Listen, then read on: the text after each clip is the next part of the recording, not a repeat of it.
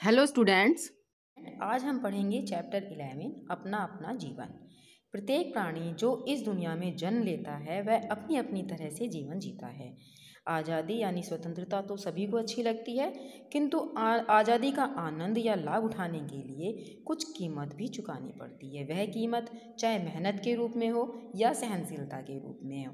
आइए पढ़ते हैं इस चैप्टर में क्या है। बैल को खूंटे पर बंधा हुआ देखकर तोता हंसा। भाई तुम्हारा जीवन भी कैसा जीवन है। दिन भर हल खींचना पड़ता है, किसान के डंडे खाने पड़ते हैं, तब जाकर तुम्हें चारा मिलता है। दिन की चिलचिलाती धूप भी तुम्हें अपनी पीठ पर झेलनी पड़ती है। एक बैल जो कि खूंटे से बंधा हुआ था और वहीं पर चारा खा रहा था। एक पेड़ था वहाँ पर जिस पर एक तोता बैठा हुआ था और वह बैल को देखकर हंसा और बैल से बोला कि बैल भाई तुम्हारा जीवन भी कैसा जीवन है। तुम्हें पूरे दिन जो है काम करना पड़ता है, दिन भर तुम हल खींचते हो, चिलचिलाती यानी कड़कती धूप में तुम काम करते हो, किसान के डंडे खाते हो, तब जाकर तुम्हें वह चारा देता है।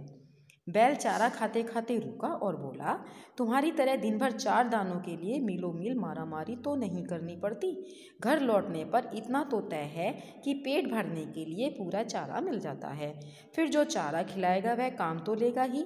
बिना काम किए खाना भी ठीक नहीं है। तुम कोई काम तो नहीं करते।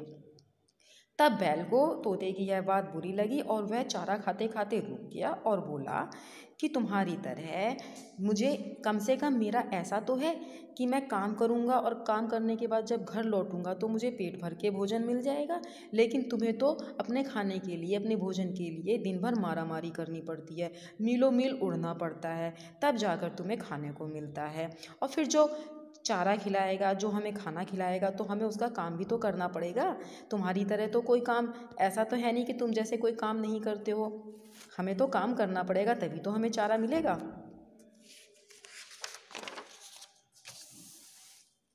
चुपके से किसी के मक्का के खेत में घुस जाते हो, किसी के बाग में चोरी चोरी छिपे जाकर फल कुतरने लगते हो। यह भला कोई अच्छी बात है?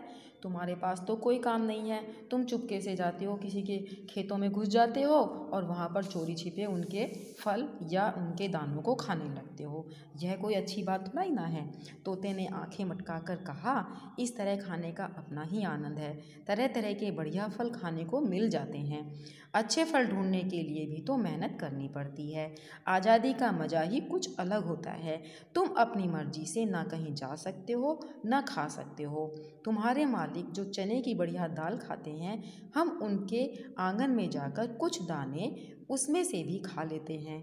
तुम्हारे आंगन में लगे आम के पेड़ से बढ़िया आमों का आनंद हम ही सबसे पहले उठाते हैं।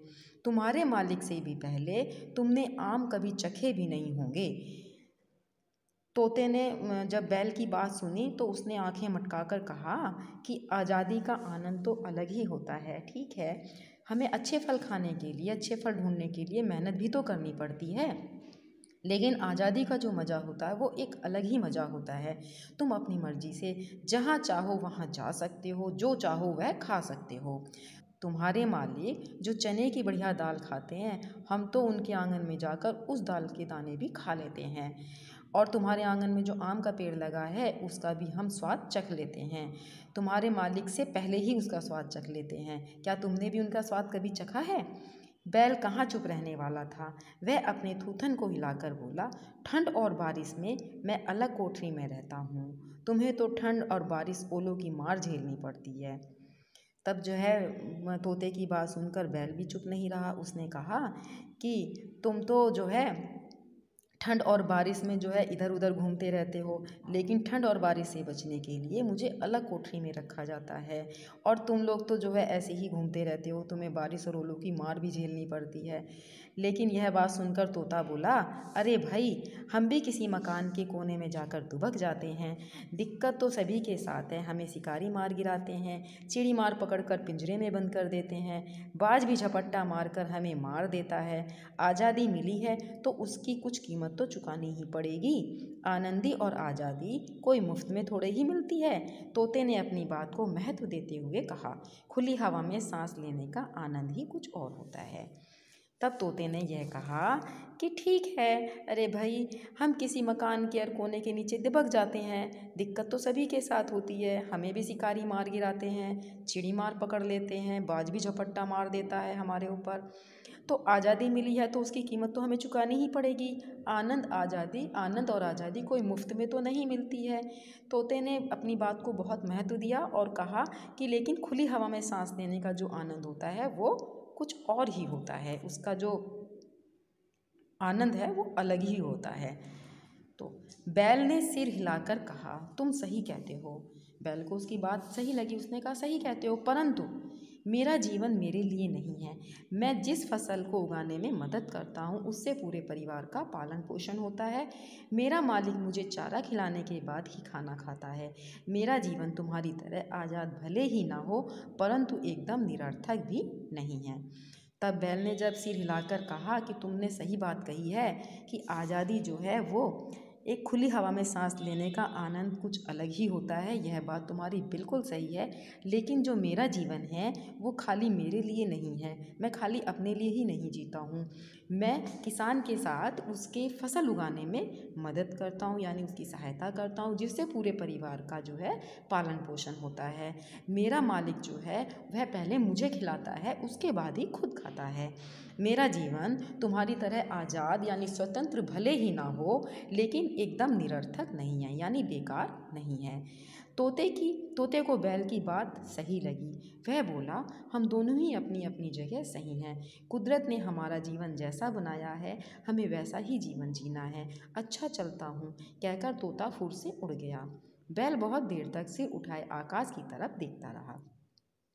तोते को जो है बैल की बात बिल्कुल सही लगी। उसने कहा, तुमने सही कहा है, हम दोनों ही अपनी अपनी जगह सही हैं। कुदरत यानी भगवान ने हमें जैसा बनाया है, हमें वैसे ही जीवन जीना होगा। अच्छा, चलता हूँ, यह कहकर तोता जो है फुर से उड़ गया। बैल बहुत देर तक उसको देखता ही रहा। तोते ने कहा कि हमें अपने अपनी तरीके से जीवन जीना होगा। तो वह जो है किसान के साथ मिलकर मेहनत करता है, तब उसको वह चारा देता है। इसी तरह से जो तोता वो पक्षी होते हैं वो आज़ाद होते हैं, वो जहाँ चाहें वहाँ उड़ सकते हैं। तो इस प्रकार से प्रत्येक प्राणी जो इस दुनिया में, जो इस संसार में जन्म लेता है, उन सब का जो जीवन होता है वो अपनी अपनी जगह सही होता है और सभी जो है अपना अपना जीवन जीते हैं। इसलिए किसी को भी किसी के जीवन के लिए हंसना नहीं चाहिए और सब अपने अपने तरीके से जीवन जीते हैं। इसलिए आप इस चैप्टर को भी अच्छी तरह से पढ़ लेना और इसको समझ लेना। यह जो चैप्टर है वो उसके जो लेखक हैं वो हैं रामेश्वर काम्बोज हिमांशु। आप इसको भी ध्यान से पढ़ लेना। धन्यवाद।